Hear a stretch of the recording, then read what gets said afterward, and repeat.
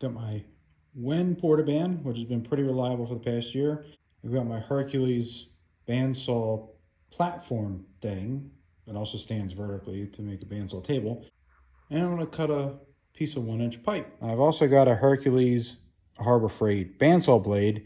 So let's see how it cuts in slow motion.